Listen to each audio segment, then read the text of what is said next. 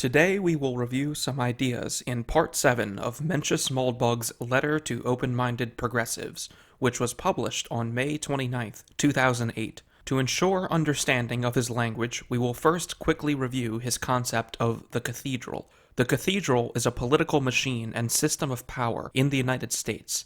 It was created from FDR's brain trust to implement public policy, and its creation transferred power from political democracy to the American university system.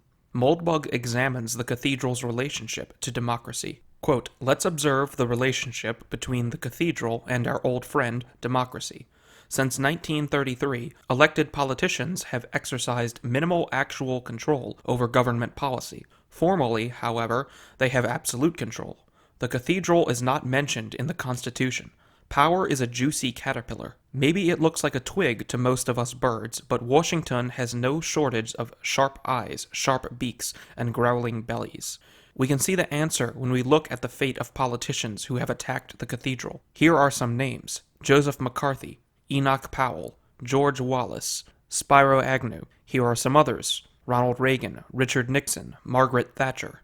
The first set are politicians whose break with the Cathedral was complete and unconditional. The second are politicians who attempted to compromise and coexist with it, while pulling it in directions it didn't want to go. The first were destroyed. The second appeared to succeed for a while, but little trace of their efforts, at least in domestic politics, is visible today. Their era ends in the 1980s, and it is impossible to imagine similar figures today." End quote.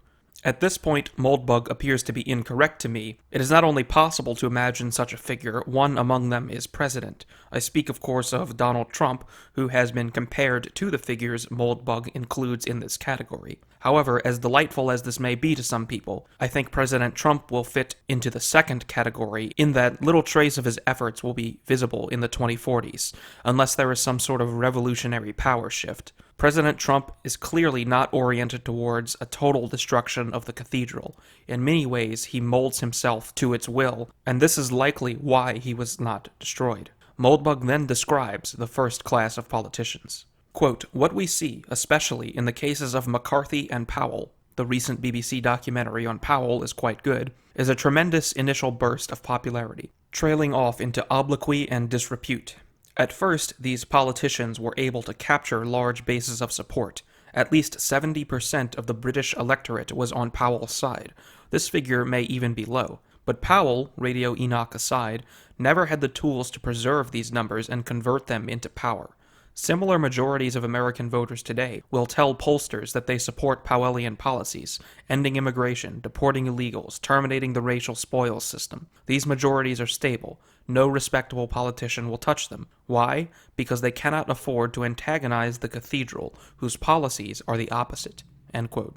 We see a similar phenomenon today. President Trump currently has an approval rating of around 50%. If the source of political power really came from the demos, then he should be on a level playing field with his opposition, but we know this is not the case. He is fighting an uphill battle on a steep incline. The real power is held by the Cathedral. The Cathedral directs the actions of politicians, not the voters. Moldbug then describes how McCarthy and Powell failed.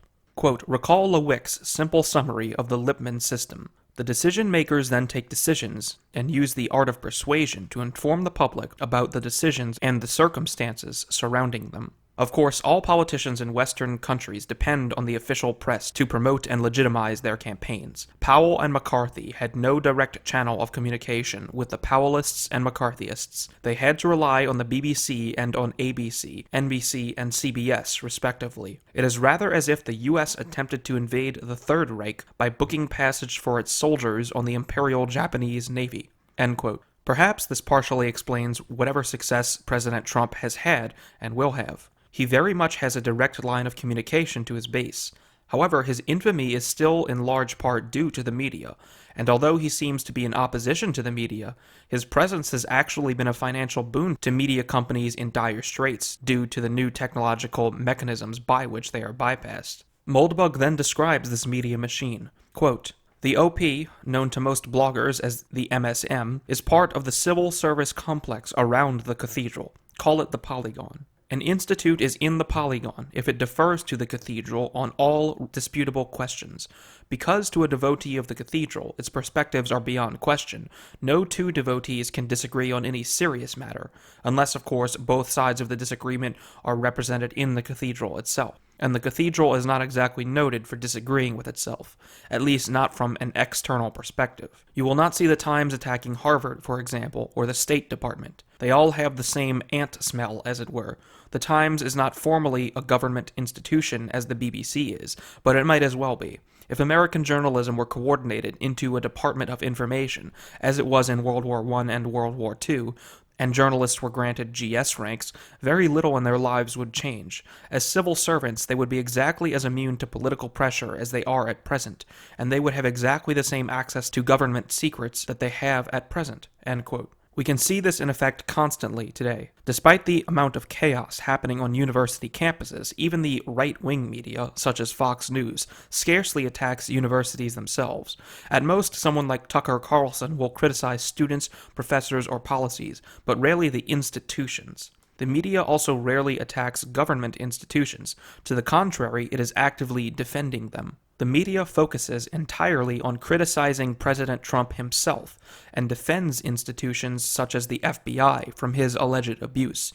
You will not see them complain about the institutions that allow him to implement policies they don't like, merely complaints about the actions themselves.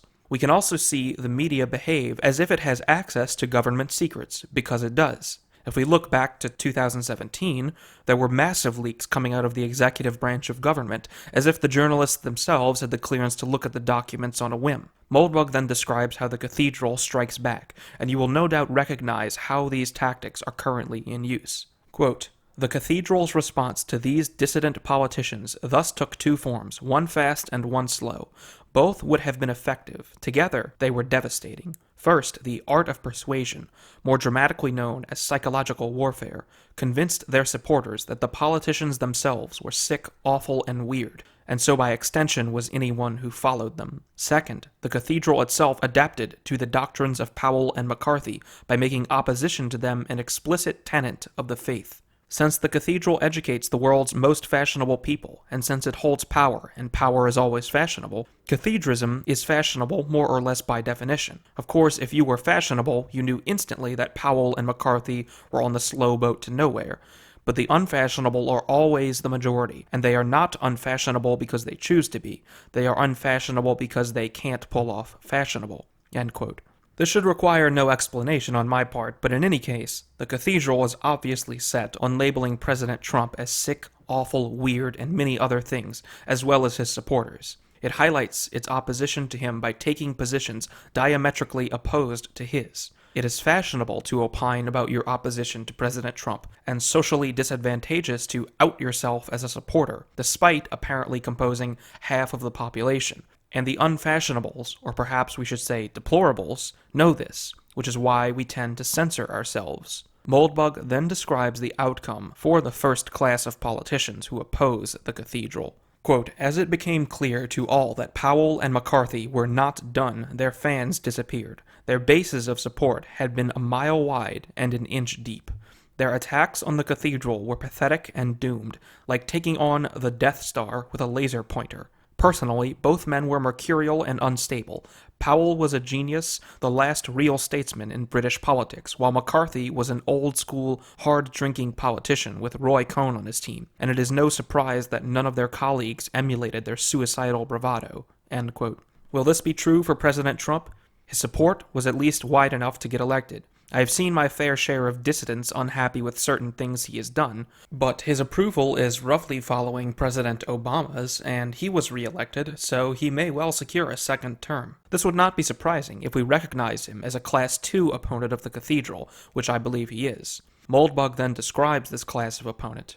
Quote, "As for the second class, the Thatchers and Nixons and Reagans, in terms of their own personal outcomes, they were smarter. They attacked the cathedral not across the board, but on single issues on which their support was overwhelming. Sometimes they actually prevailed for a while on these points. Reagan got his military buildup, Thatcher got deregulation, Nixon defeated North Vietnam. Of course, the Nixon administration also created EPA, initiated the racial spoils system, and imposed wage and price controls.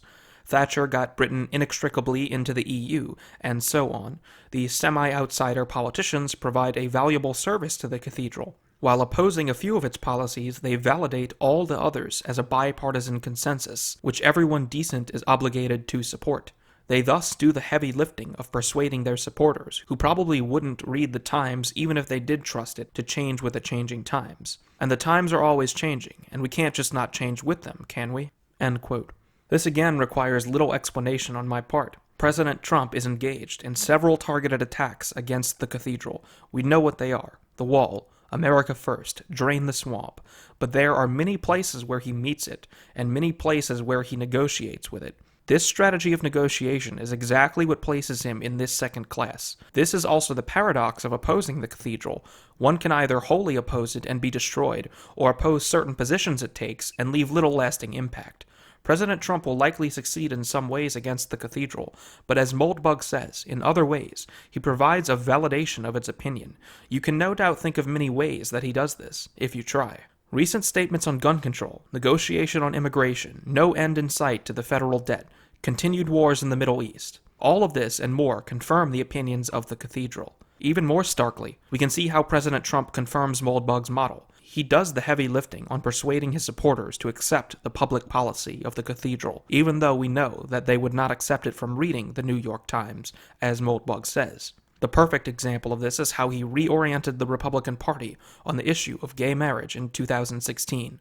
This direct mapping of Moldbug's Cathedral onto reality lends great credence to his ideas.